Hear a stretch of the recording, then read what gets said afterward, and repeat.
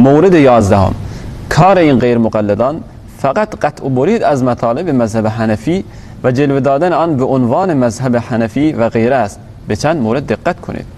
اولشته یه صفحه 18 نه getiriptir. نکته در ادامه میخواهم به چند مسئله فقهی عجیب که دیوبندی ها و مدعیان حنفی بودن بدن اعتقاد دارند و به نام مذهب ابو حنیفه تمام میکنن اشاره کنم. ناگفته نماند زحمت این قسمت را جناب مولوی عبدالغنی شاهوزهی متحمل شدن و این مسائل را تخریج کردن. اول خیلی نطلب منی عبدالغنی شاهوزهی یارتر نقدر مطالب بر مسلمان دون شده قطع برید دبش مولوی شاهوزهی عبدالغنی شاهوزهی getiriptir ya غیر مفتا به قولları getiriptir varahim Hanefi mezhebin qavlu şu deyip yaratır. İne rakam modasın cevabını Ustad muhterem Mevlevi Abdülkerim Seyidzade Hüseyinpur Mevlana Şeyhü'l-Hadis'in oğlu cevap ve itirazat-ı muğrezane ve bicay Molla Abdülgani Şahuzehi deyip Ustad sana cevap verdir. Odamsın tamam aydan abaratlarının hıyanatını çıkarıyor Ustad. Kategori dediğini, qavlu muhtabihi değerlerini. Ahırda Ağay Şahuzehi şey deyiptir. Der ahir ben de taahhüt miکنم.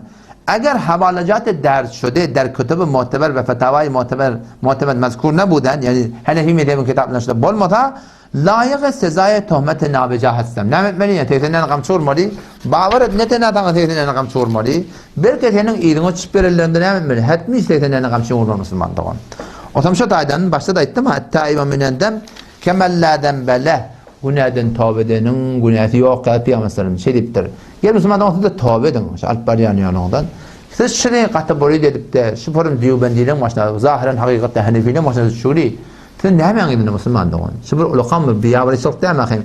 Şu gelip de bakayım ehlin cemaate şu form kategori edip ödünü, öd imanını, hanavadanı, öd tohmudizin zir sağlamak. Allah ta tevfik versin. Geçeyli o ki bahsi sıfata. Hakikaten Müslüman doğan şu grubu gayri mukalleleri ki şu mantıkamda zuhur edilir.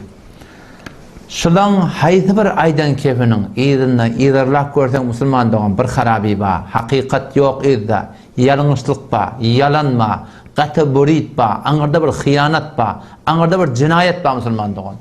İnelekem görecek olsun ödün görün, men at bereyin, Mufti Abdülhamid Arap diye, şu torbet cam tarafırdım.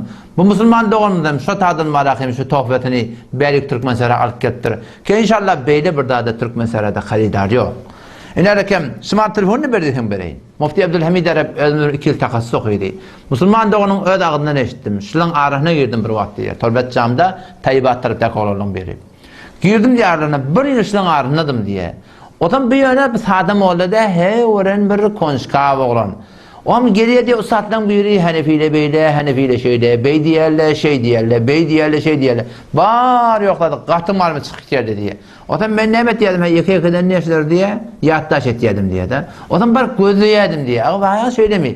Ortan diye bir kep beylek şeylek, bulan aytiyan zırık diye. Ya ortan asıl şömetlep şu tadı yok. Ya ortan evin ardını kıyçılıp duruyor, ardın buradan ettirler. Ta ahir bir yılın toğrasının etdiyen hıyanatı bana belli bollu.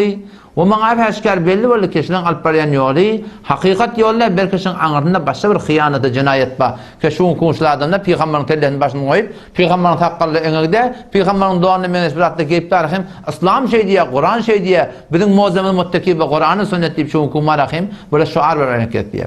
Mufti Abdülhamid Arap, bu da şımarahın vereyin. 0.15, 0.27, 56.09. Ödünüz deyin oradan şu Müslümanlığının sonra. Şunun arasından çıkan adamlar var Müslüman.